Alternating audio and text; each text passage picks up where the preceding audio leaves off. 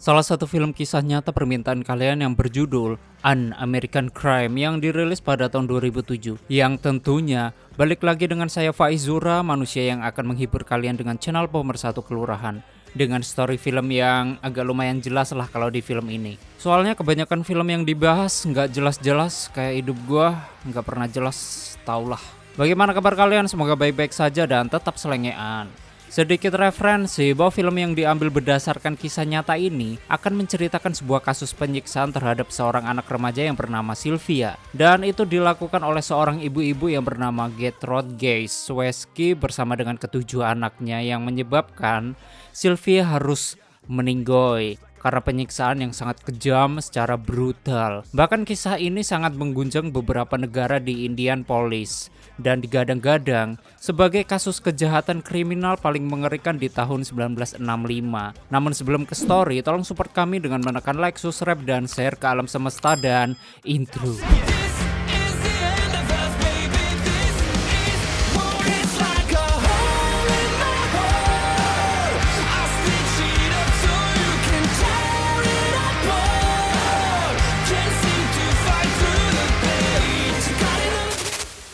Selamat datang di channel Zura 14 dan selamat menonton. Story diawali di sebuah pasar malam ala-ala bule gitu. Di sini kita diperlihatkan dua orang wanita remaja yang cantik dan rupawan dan mereka bernama Sylvia Likens dan adik Sylvia yang bernama Jenny Likens. Dan mereka berdua adalah anak dari Lester Likens dan Betty Likens. Lester sendiri dia merupakan seorang karyawan yang bekerja di acara karnaval. Dan kehidupan keluarganya tidak menetap atau bisa dibilang nomaden. Karena keluarga mereka harus berpindah-pindah dari satu kota ke kota lainnya sesuai dengan jadwal acara karnaval tersebut. Di sisi lain ada sebuah acara persidangan yang dimana kasus itu sedang membahas mengenai awal mula Sylvia dan Jenny dititipkan. Dan mereka dititipkan ke seseorang yang bernama Gertrude Geisweski.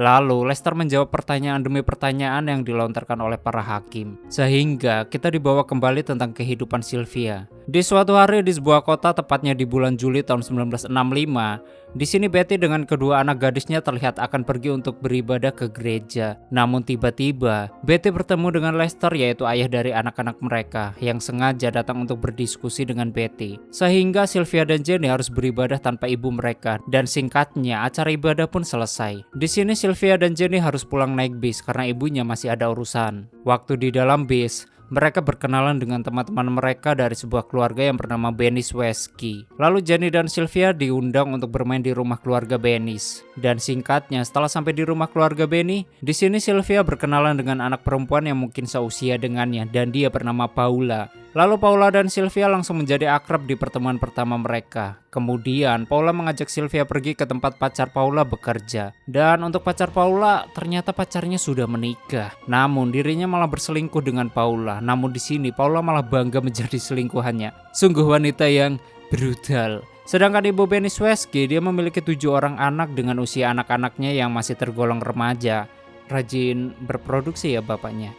Bahkan Benny seorang ibu yang mengurus dan membesarkan ketujuh anak-anaknya. Oleh karena itu, semua anak-anaknya mempunyai tugas masing-masing untuk membantu dalam urusan perumah tanggaan duniawi. Dan tak lama kemudian, tiba-tiba datang Tuan Lester yang sedang mencari keberadaan anak-anaknya, yaitu Sylvia dan Jenny. Namun di sini Nyonya Benny malah menyuruh Tuan Lester masuk ke rumahnya dan sekedar berbincang sambil ngopi santuy dan sebat. Setelah berbincang kali padat cukup lebar dan mengetahui kehidupan keluarga Tuan Lester yang suka pindah-pindah gitu, di sini Nyonya Benny menawarkan diri agar merawat Jenny dan Sylvia dengan imbalan $20 per minggu. Mendapatkan tawaran dari Nyonya Benny, di sini Lester pun langsung berpikir dan meminta waktu untuk berdiskusi dengan istrinya, yaitu Ibu Betty in the Sky, yang pada akhirnya Jenny dan Sylvia dititipkan di rumah keluarganya Benny untuk sementara waktu, selama Tuan Lester dan istrinya pergi bekerja di kota lain. Setelah Tuan Lester dan istrinya pergi, Jenny dan Sylvia menyambut keluarga baru mereka, dan mulai hari itu pun Sylvia bersekolah di sekolah yang sama dengan Paula. Mereka selalu bersama karena usia mereka setara. Namun tak berselang lama, sifat buruk Paula mulai kelihatan. Di sini Paula menyuruh Sylvia untuk berbohong agar mengatakan mengenai dirinya kepada ibunya yang harus berpindah jam untuk part-time kerja. Di sisi lain, Nyonya Benny sendirian dikarenakan anak-anak yang pergi bersekolah. Kondisi rumah yang sepi itu digunakan oleh Richard Hobbs, yaitu seorang pemuda tampan rupawan dan dia adalah tetangganya Benny. Richard sendiri, dia datang menemui jandaman Dave yang kini menjadi pacarnya, yang ternyata Ken adalah anak ketujuh Benny dari hasil persetubuhan duniawi dengan Richard. Namun Richard hanya memanfaatkan kesepiannya Benny untuk memoroti uangnya. Di malam yang sunyi dan gemerlap, keluarga Benny akan makan bersama dan Sylvia memimpin doa sebelum makan. Namun di sini satu persatu sifat dari anggota keluarga Benny mulai terlihat. Sedangkan Benny terlihat memiliki emosi yang labil dan berlaku kasar terhadap anak-anaknya.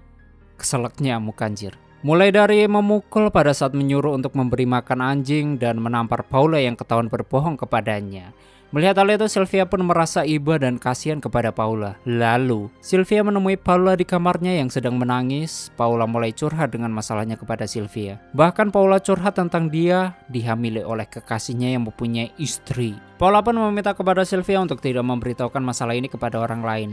2 minggu kemudian, Sylvia dan Jenny tinggal bersama dengan keluarga Benny yang dimana sudah dipastikan bahwa ayahnya Sylvia akan mengirim uang dan sebuah surat untuknya. Nyonya Benny terlihat sangat haru menerima uang kiriman dari Tuan Lester.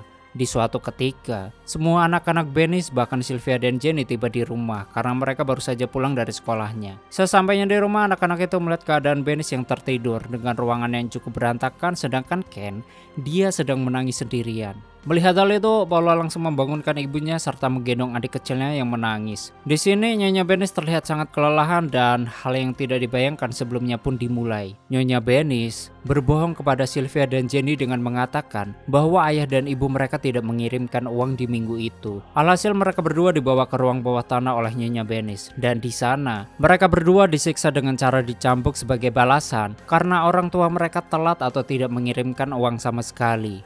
Akibat hal itu, di sini Sylvia dan Jenny terlihat pasrah dan menerima perlakuannya Nyonya Benny. Dan hal itu sebagai hukuman karena orang tuanya tidak mengirimkan uang kepada Nyonya Benny yang padahal sebenarnya orang tua mereka tetap bertanggung jawab mengirimkan uang untuk biaya hidup Sylvia dan Jenny. Dan pada malam harinya anak-anak Benny pergi bermain untuk sekedar menongkrong. Ketiga anak Benny tidak lupa mengajak Sylvia untuk ikut bersama mereka dan siapa sangka malah petaka pun menimpa Sylvia. Pada malam itu karena mereka sedang asik nongkrong di atas mobil bak, pacar Paula terlihat baru saja tiba di tempat itu. Sontak Paula pun diam-diam merayap dan bermaksud ingin bermesra-mesraan. Melihat Paula pergi menghampiri pacar, tada otaknya itu Sylvia mencoba mengikuti kemana Paula pergi. Pada awalnya Sylvia hanya tahu Paula yang sedang berduaan di sebuah gang bersama dengan pacarnya yang pada akhirnya Sylvia memberanikan diri untuk muncul di hadapan mereka berdua karena Sylvia khawatir kepada Paula yang diperlakukan secara brutal. Namun tanpa sengaja Sylvia mengatakan bahwa Paula sedang hamil dan hal itu dilakukan agar kekasihnya Paula menghentikan aksi kemaksiatannya. Akibat hal itu, Paula menjadi marah kepada Sylvia. Setelah pulang, Paula yang masih marah, dia menfitnah Sylvia dengan mengatakan kepada ibunya bahwa Paula disebut sebagai pelacur oleh Sylvia. Mendengar hal tersebut, Nyonya Benny menjadi murka dan tidak terima anaknya disebut sebagai pelacur. Keesokan harinya ketika baru pulang dari ibadah gereja, Nyonya Benny langsung menyiksa Sylvia di depan anak-anaknya. Atau lebih tepatnya membiarkan Paula untuk menyakiti Sylvia. Sedangkan Jenny, dia hanya bisa menangis melihat kakaknya disiksa dan dirinya tidak bisa berbuat apa-apa.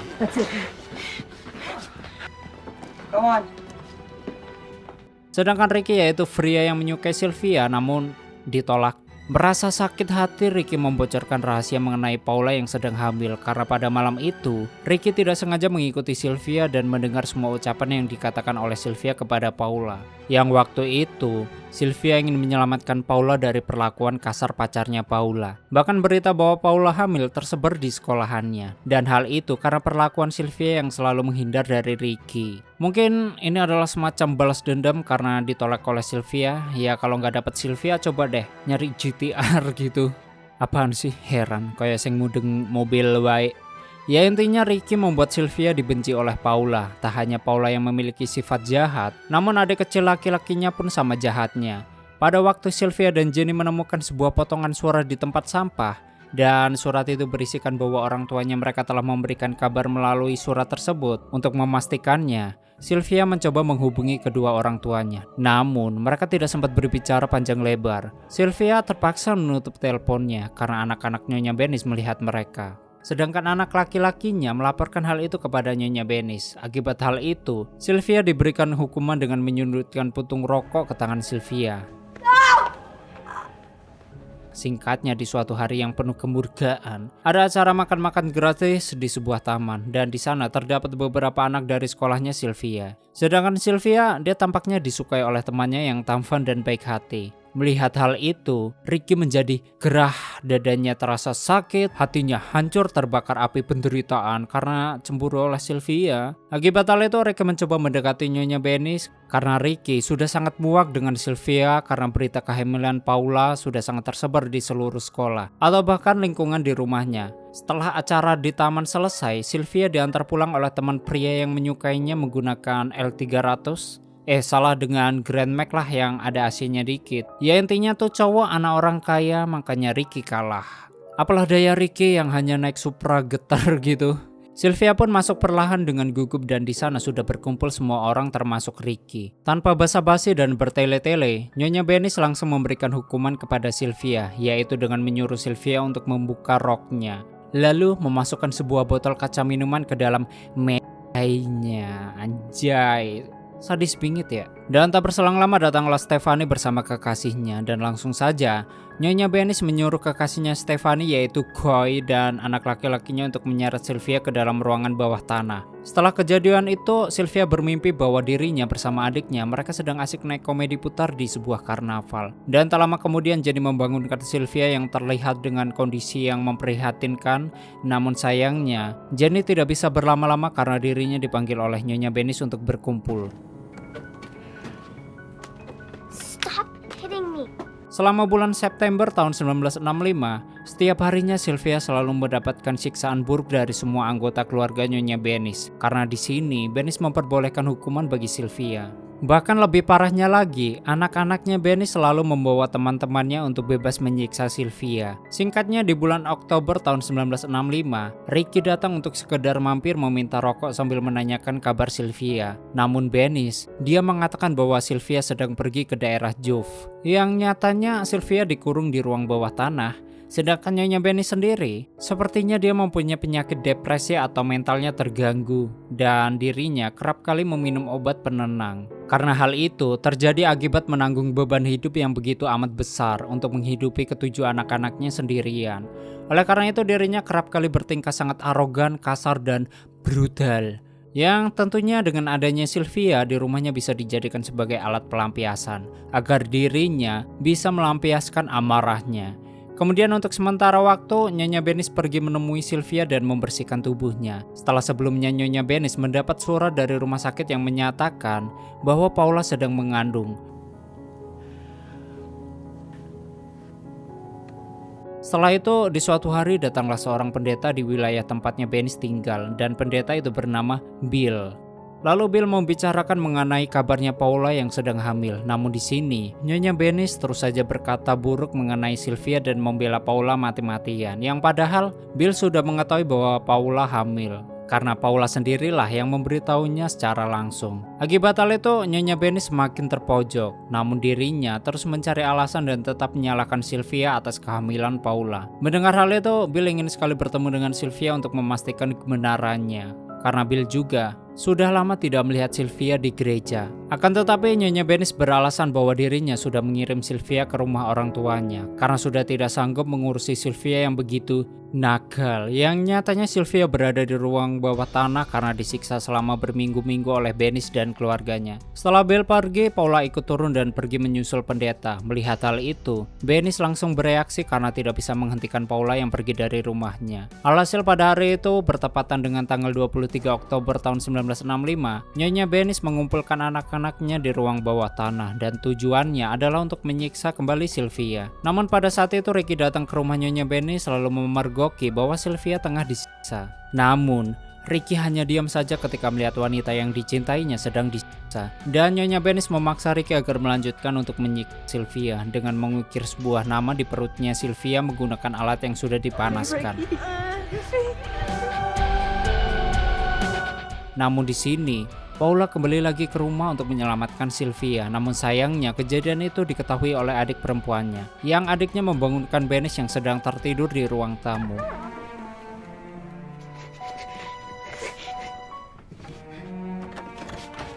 Mama?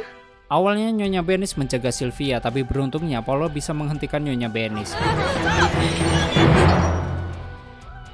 Di waktu bersamaan, Ricky sedang berada di sekitar rumah Nyonya Benis. Melihat Sylvia yang ingin kabur, Ricky membawa Sylvia pergi menuju ke tempat orang tuanya Sylvia.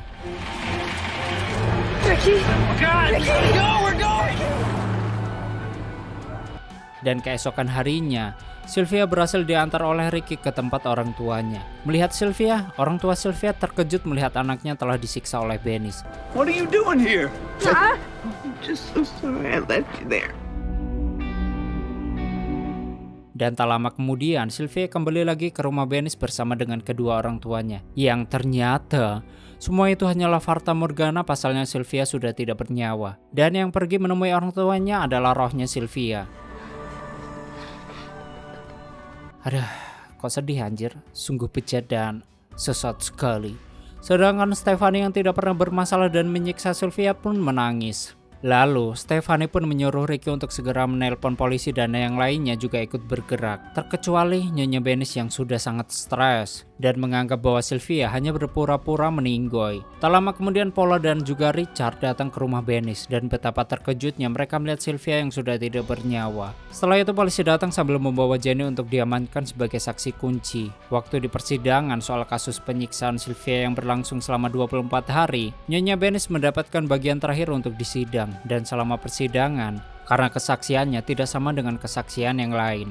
Oleh karena itu, akhirnya Nyonya Benis dijatuhi hukuman penjara seumur hidup. Namun dirinya mendapatkan bebas bersyarat pada tahun 1985 dan 5 tahun kemudian dirinya meninggal dunia. Sedangkan Paula sendiri dijatuhi hukuman karena merupakan kaki tangannya Nyonya Benis. John, anak kecil laki-laki juga mendapatkan hukuman karena sudah berperan aktif dalam menyiksa Sylvia. Dan dirinya bisa dikatakan sebagai narapidana termuda di tahun tersebut. Tidak hanya John, kekasihnya Stephanie sama-sama ikut dipenjara karena turut serta dalam membantu menyiksa Sylvia. Kedua laki-laki ini dipenjara selama 2 tahun dan yang terakhir adalah si Ricky. Karena Ricky sudah keji dengan melakukan pengukiran di kulit tubuhnya Sylvia menggunakan jarum yang bertuliskan I am proud of it. Tak hanya itu, Ricky juga meninggal dunia di usia 21 tahun karena kanker paru-paru.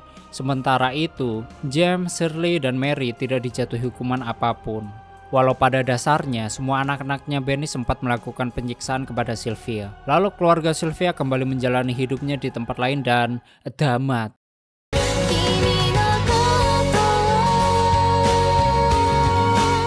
Oke, seperti itulah film kisah nyata yang berjudul An American Crime. Dan bagaimana menurut kalian tentang kisah nyata Sylvia?